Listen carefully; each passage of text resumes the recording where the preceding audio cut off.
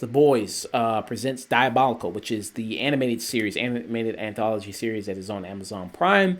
It's these 8 episodes of telling these 8 different stories, written and directed by different people, with all different animation styles.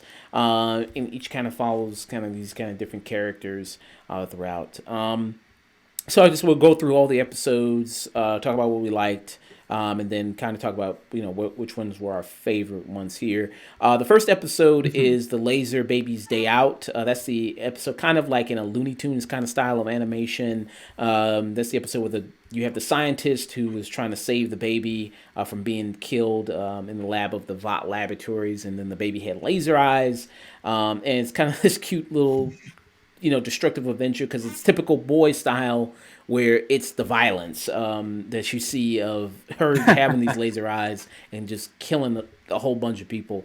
What did you think about this episode?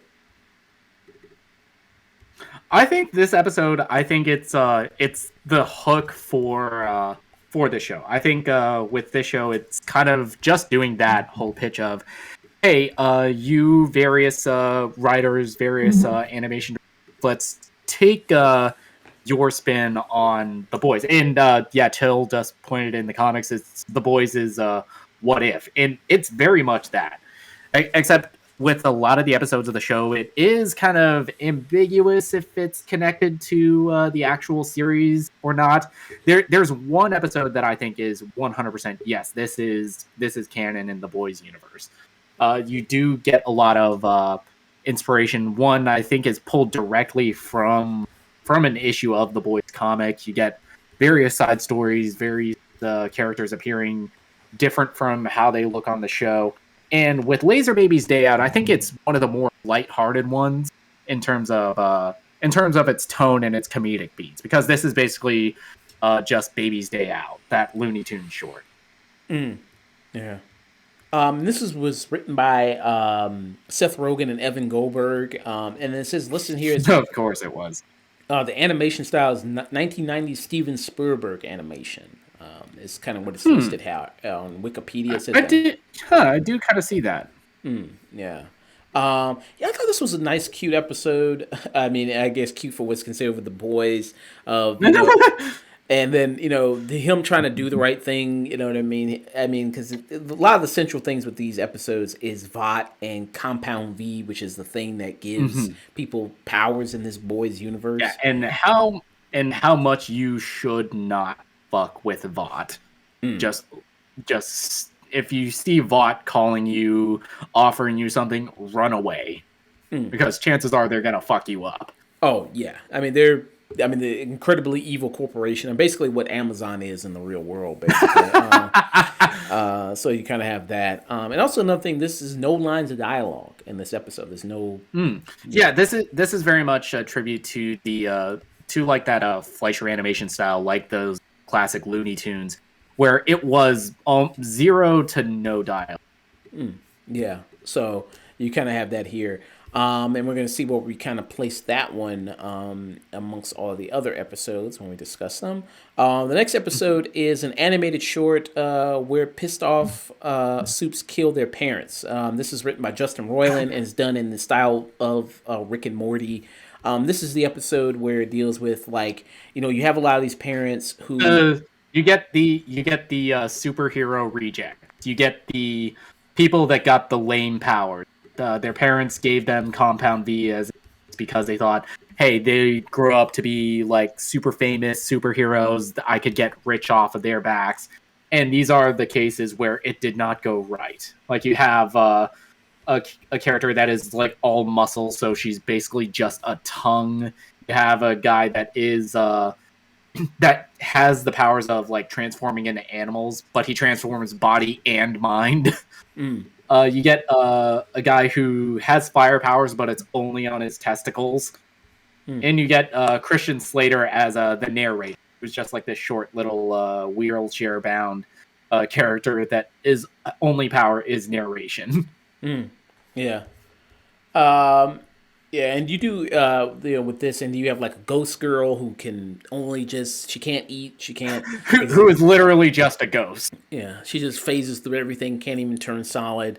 So yeah, you said you have a lot of these parents who thought they were kind of going to get rich, and it's basically like a revenge story of these after they learned the news that their powers weren't born with the powers, they were actually given the powers through the experiments of their parents giving them compound V. So they go like, well, fuck this, we're gonna Mhm. go on this revenge mission.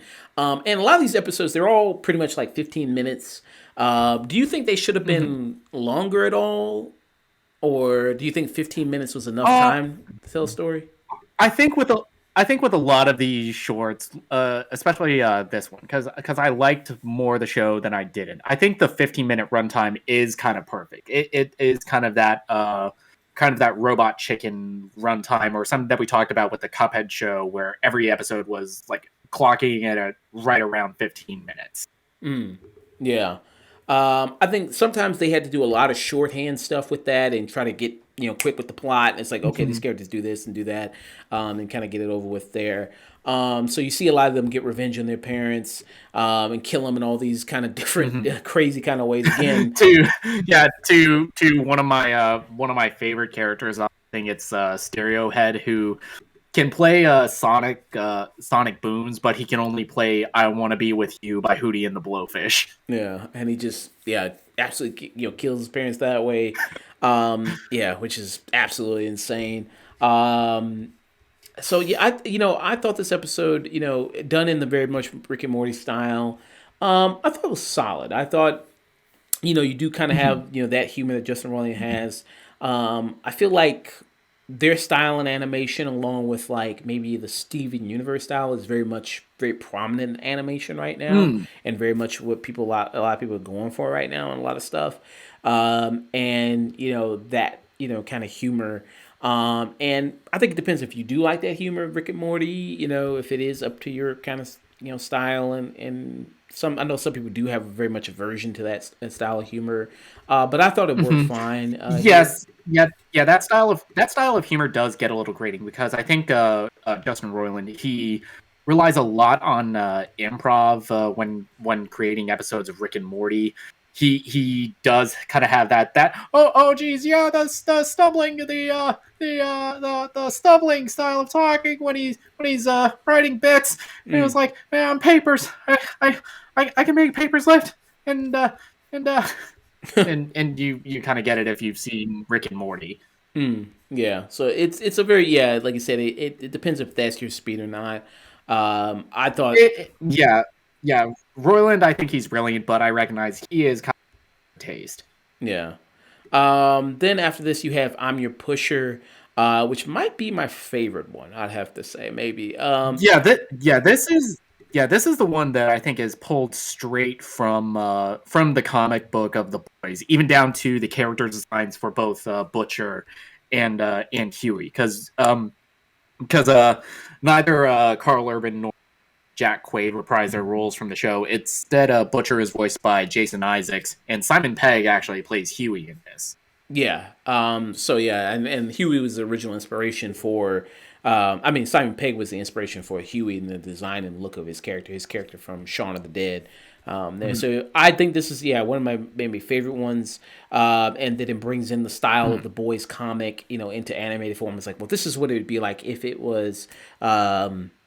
The way it was done, kind of an animated show, and it makes you think like, oh, okay, if they did it like if they did the way Invincible is, basically, if they turn that, Yeah, if they did a straight adaptation from book to show, this is kind of what it would look like. But I think even though I did enjoy this episode, I think it was pulling from one of the earlier runs of the boys book before it got really just edge lordy, mean spirited, and just uh I think the boys comic, it's not a great book. I think it has a great idea. It has a lot of cool characters introduced in that. But I think the show, it improves on the book by adding nuance to characters like Homelander, like Queen Maeve, like the Deep even. mm, yeah. Yeah, I think so too. And I hear that from a lot of people. I didn't read the book, but I hear a lot of people say the show is very much a vast improvement over the book, and a lot of changes they make and a lot of Hmm. things they do there. But the whole premise of this one was that you have Butcher who goes to the dealer of the soups. He's the major drug dealer. Everybody goes to him for all their fixes and needs and things like that. And he coerces him. A drug dealer who is literally called OD. A drug dealer who's called OD. And he coerces him to basically spike one of the drugs for one of the soups. So when the soup shows up, then he basically, completely goes crazy and ends up killing another soup in a very bloody and gruesome way. A lot of these end in very bloody and gruesome ways. Stuff there. There's yeah, rarely. it, yeah. Yeah, in case you thought that this was just like another cute animated show, that this would somehow be more lighthearted, they are very quick to remind you what show this is connected to with the boys. Yeah. And everything like that. I think there's only one short that has a good ending. Well, I guess if you count the first one has a good ending too. But there's only one. There's only the BFF, which we're going to get into, that has a kind of a happy ending. So yeah, I think this one, I'm Your Pusher, I thought Mm, was very good. Also, nice inclusion of Curtis Mayfield's song. I thought was very nice. Um, mm, and so yeah, I did very much enjoy this one, and it might be one of my favorite ones that they did. Boyd and 3D. Now this one is kind mm, of, you see, like, where you see this guy kind of, really, is after this girl, that he lives next door to, really wants her attention. He sees an advertisement for Vought. Again, Vought is always major villain in a lot of these ones. And it's like they have this cream, mm. and then it's like, hey, this cream, just imagine yourself as the perfect version of yourself, and you'll turn yourself into the best looking version of yourself. And you see this guy, he rubs the cream on himself, and when he pictures the best version of himself, he turns into this big, strong guy, muscle guy. He basically turns into Chris Evans. Yeah, pretty much. After the He super soul, turns he's into Chris Evans, basically. and then he has enough confidence to go talk to the next door neighbor, and then he begins a relationship with her. And then you see kind of this, this whirlwind they go on, and then she ends up taking some of the Vought, lotion herself, ends up becoming her best self, and when she avenges herself, which is a cat girl. And you see kind of they have this whirlwind romance that ends in tragedy. They go through kind of the celebrity lifestyle, become these big celebrity couple influencers, and being these representatives for this, the Mm. brand that they're using. Then it kind of, you think it's gonna end happy with the go of them, like, well, hey, all we need is each other. But nope, turns out the dude, yeah, it was all in his head, and he looks like a disgusting monster, and his head blows Mm. up. What did you think about this one? it this is basically, I think this is probably one of my favorite episodes of this entire thing, because I think this is the one that is the most rooted in character. This is the one that is the most disconnected from boys comic. We don't get we don't hear of any characters that we see in the show. This is kind of just this own side story in this universe, and I think it's the most rooted in character. Even though I do think the point they're trying to make, it's been done hundreds of times before about how, hey,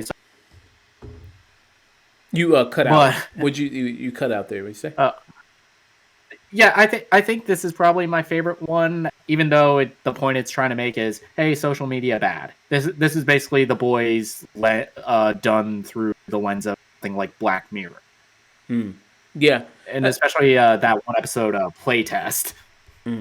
Yeah, it's really interesting. Like, you compare it to Black Mirror, very much like, like Mhm, social media, and the impact of social media.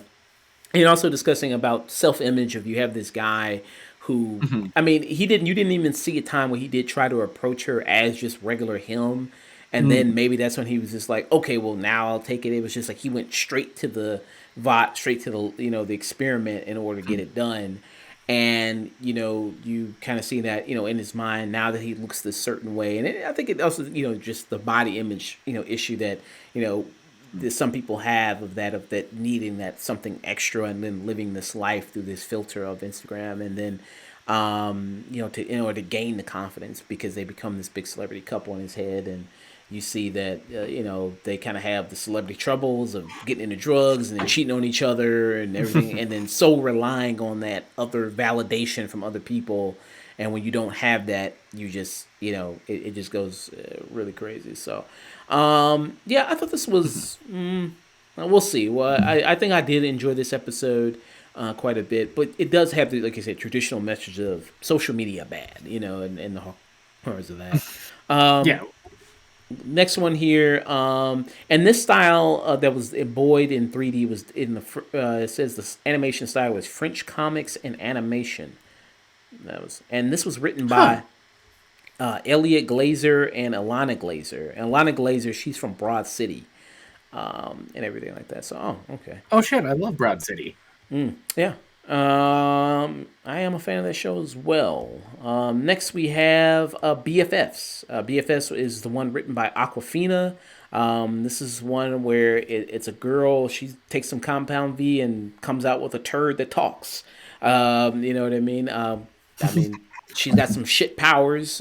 She can make turds come alive. You know what I mean? So you kind of Yeah, have. this. Yeah, of all the episodes, this is probably the one I liked the least. This is the one I did not like. It's a very one-note joke that I think is stretched out for the entire 15-minute runtime. And out of all of these, I think this is the one that I was kind of like, okay, can we like move on to this episode? Are you gonna do anything with this joke? We get it. The shit talks. Yeah. Yeah, I would say this is the weakest one for me as well. I Mm. just felt like the whole thing. I did like when the Deep showed up. I thought that was very good in this episode, very funny because he's such a pathetic character. And even when he, fights her at the end, I mean, he doesn't even kill her. He just goes like, "What the fuck am I doing? I'm getting out of here. Fuck He, this." he, he Yeah. gets his he, get, he gets his ass whooped by a girl with shit powers. I mean, I think he could have easily killed her. Just was like, I'm getting. She's Like, throwing oh shit. fuck this. Yeah, he's just throwing shit at him and then throws like a dildo from a butt plug from the sewer at him. And it's like, yeah, I'm not doing this. Like this is awful. Yeah, so it's just like, yeah. So I did kind of like the ending there of that with the stuff with the deep. But yeah, I thought this was kind of one of the weaker ones of the series, and the whole talking to poop thing. I was like, okay. I mean, I just felt like it was like, oh, okay, poop is funny. You know what I mean? Things like that. Mm. I was like, Hey, get it. The girl shits. yeah. So I was just like, okay. And then she has these, she finally has friends. You know what I mean? I imagine, oh my god, the smell in there must be terrible. Cause she just has a whole room full of talking shit. So I was like, that meme of like it must smell terrible in there. I'm like, truly, it must smell absolutely terrible in there. You got sewer shits, just all in the room. I'm like, ugh, oh my god, that was just disgusting. And then it seems like the animation style for this. It says it's on here. It says Saturday morning animation. It kind of looked more like Steven Universe type stuff. Kind of more like kind of that kind of look to it. Yeah, it's kind of like that anime light style. I think a couple episodes of that anime we watched, Star Wars Visions. I think it had a similar style. Which one? Like the one where it was like the robot I the th- I think it was the one with the one where yeah, the Astro Boy one. Yeah, yeah, kind of similar to that one. Here we go. So the next one after this is Nubian versus Nubian. This is written by Aisha Tyler. Aisha Tyler, she's a big voice on the Archer show. And let's see. The animation style for this one is cited as the Boondocks, which I could see that as well. And it's very the Boondocks inspired, and this is the episode why if you're not like actually caring in a relationship, don't get into one. It's like two superheroes going through a divorce that only find common ground when they are fighting. So their daughter decides to like arrange this fight with this with a supervillain named Groundhog, who is by John DiMaggio. yeah, who does a very good job, by the way. It's Groundhog. Yeah. And Yeah, who has the shittiest powers ever because his power is just that his hands are hammers. yeah, I mean, it's like, yeah, I mean, it's like ugh, I mean, yeah. Chill said Aisha Tyler's a comedic legend. She's been in the game from, yeah, that is very Hmm. true. She's been in the game for a long, long time. And with this, I very much enjoyed. I really do like the animation style here of the Boondocks and what they kind of did. And like you said, it deals with these two superpowered people who met while they were fighting. But and then it goes into the thing you think like these are just regular kind of superheroes doing fighting a bad guy, but then you realize it was all Vought constructed. Like this is It's all all plot. staged. Yeah, it's It's all all staged. yeah, it's all staged, and this all the thing. Like he just plays the bad guy for ratings. For they have like a I guess reality show that they do, and then everything Hmm. like that. So I thought that was also very good. And you have Don Cheadle who voices the Nubian, and then also Aisha Tyler who voices the wife here, Anubia. Hmm. And then you see the daughter. She tries to, like I said, help out, get her parents because they have this Hey, constantly. my parents are getting divorced. Can you fight them? Which Yeah, is a plan that goes horribly wrong.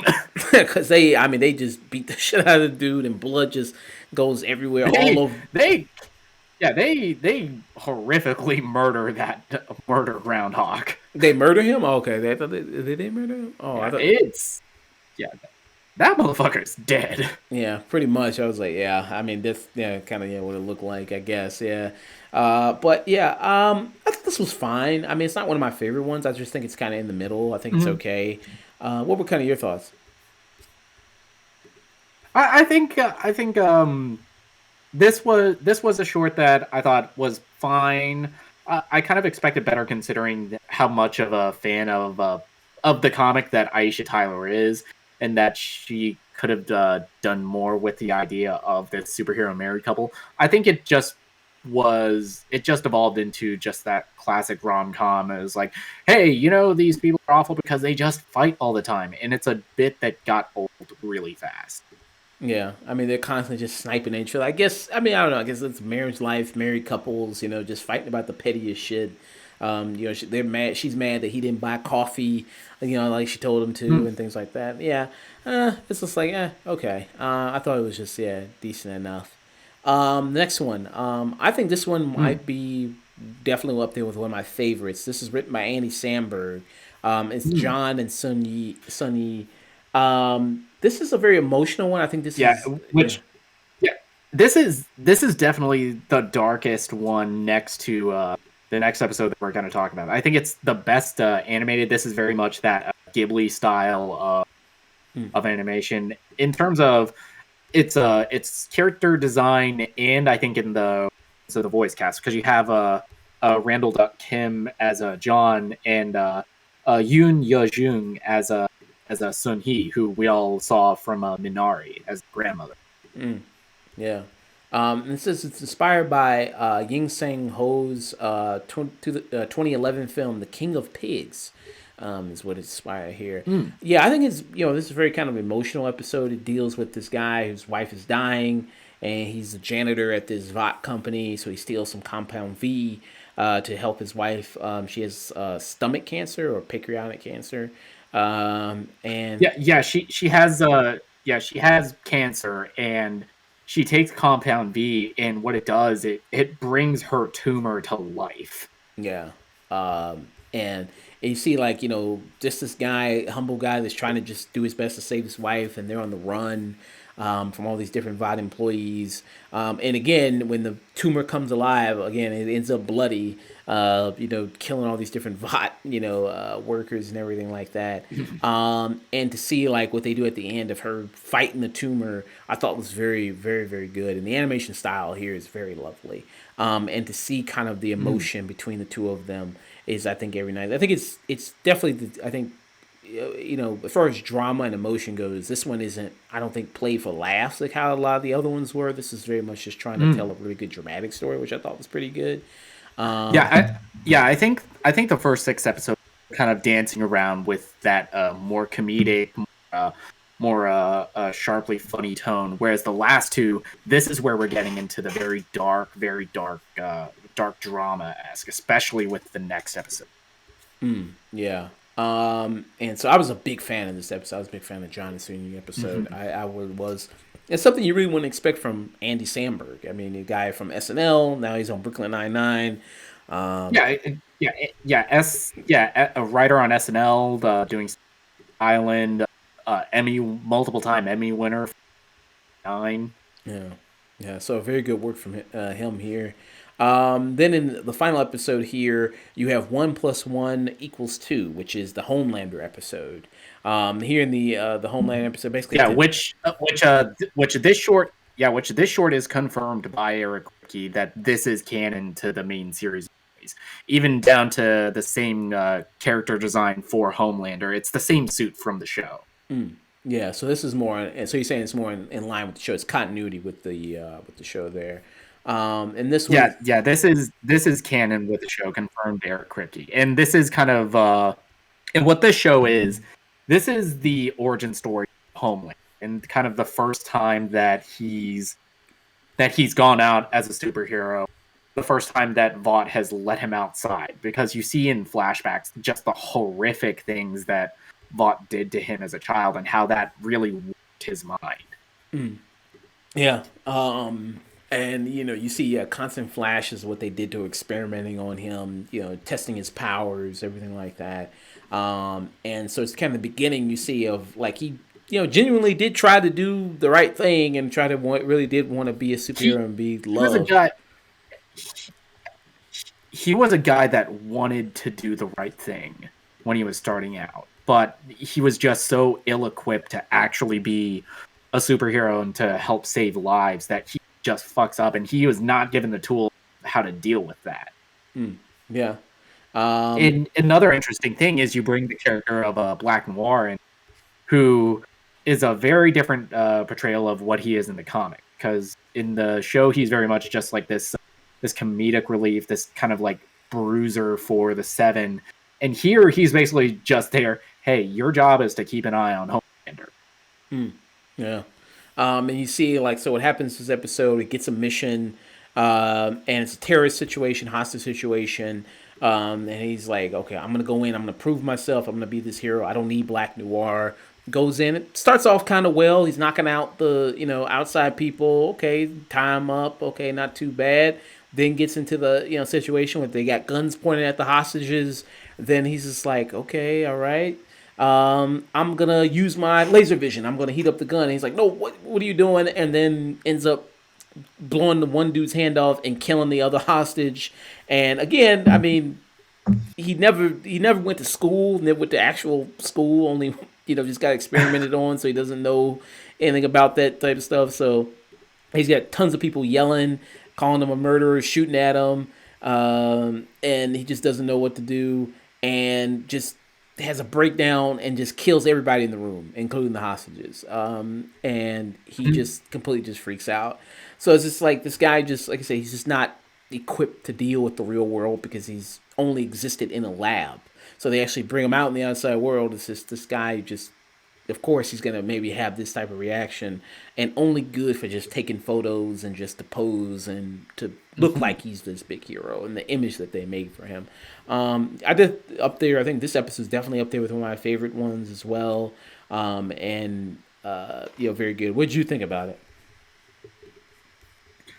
I think this is my absolute favorite of. I think not only in terms of what I think the show was kind of pitched as, let's tell some stories that may or may not be in with this universe, but use characters from the show and explore more sides of them that we don't necessarily get to do in the show. Because The Boys, it's very much this ensemble show, and even though Anthony Starr, he's incredible as the character Homelander, he gives that character so much more depth and nuance than Garth Ennis ever did writing him. We He's a very fascinating character because this episode frames him as this very sympathetic guy who genuinely wanted to do good. But it also brings up the question, is he trying to like be a hero because it's the right thing to do, or is he just doing it for public love and admiration? Yeah, yeah. Because he just, yeah, I mean, he really loves that public admiration, seen as a hero, being called a hero, being called a savior. He does love that and Hmm. does get off on that. So with all these episodes, if we had to go like best to worst or worst to best, you want to do worst to best or best to worst? Okay, so I think worst to best for me, it would probably be worst one is BFFs, then then Nubian versus Nubian, then Boyd in 3D, then I'm Your Pusher, Laser Baby's Day Out, animated short where pissed off soups kill their parents, and the best one, John and Sunhee, and then 1 + 1 = 2. Okay. So Uh, so I'd probably go five, six, uh, yeah, 5, 6, 4, 2, 3, 1, 7, and 8. okay. So for me, if I had to go worst to best, so I'm doing BFFs, which is episode 5. Then after BFFs, Mm-hmm. I would go with what's this other one? I'd go Boyd in 3D, episode 4. Then I'd go Nubian versus Nubian, Mm-hmm. episode 6. Then I would go with animated short where pissed off soups kill their parents, which is episode 2. Then I would go with Laser Baby Days Out. Then I would go with I'm Your Pusher, episode 3. And then I'd go 1 + 1 = 2, which is episode 8. And John and Sun Yi, which is episode 7 for me. Mm. Yeah, that'd be my ranking there. All right. So Mm. that was The Boys Diabolical. Yeah, I think overall the show. I think overall the show it's kind of at a street. I think it has some very good shorts, but I think it has some very low lows, but still some very great highs. Yeah. So I think yeah, like you said, like it's kind of like The Boys. What if? Um, again, I don't know. Hmm. We talked about it yesterday. Do you think it's kind of concerning? Like, do you think they're trying to really milk kind of The Boys for all it's worth and do like, okay, now they're gonna do like their own what Uh, if. Now they're gonna do like an Amazon show about college kind of stuff with the I boys. th- I th- I think it's is bordering on like that Walking Dead level of network milking it, but I think with the boys, at least with the first 2 seasons, we kind of don't really have any reason to doubt it because Walking Dead was like fell way off before they started introducing all of these spin-offs before like Fear of the Walking Dead, Tales of the Walking Dead, all of that stuff started like spilling over. Mm, I think the show has been consistently great. You have guys like Rogan and Goldberg and Eric Kripke who are still heavily involved in a lot of the other spin-offs that are happening with the boys. mm. Uh, And I think that's kind of like the big difference between that and The Walking Dead, which mm, has one, The Walking Dead never had a show. yeah. Yeah. So would you give the anime? Would you give it a tune in, or would you give it a stream it? Uh, I'd give it a stream it. I enjoyed more of the shorts than I didn't, but I also don't think it's really necessary viewing season 3 of The Boys, which is coming out later this year. Okay. All right. So I think myself I'd give it a stream it as well. I think there's some decent shorts here. Um, yeah, I think it's fine. I think if you want to compare it to like What If, I think it's better than What If. Honestly, I think it's Yeah, better. I think it's better than What If. I think it's better than Star Wars Vision. Yeah, I'd say that as well.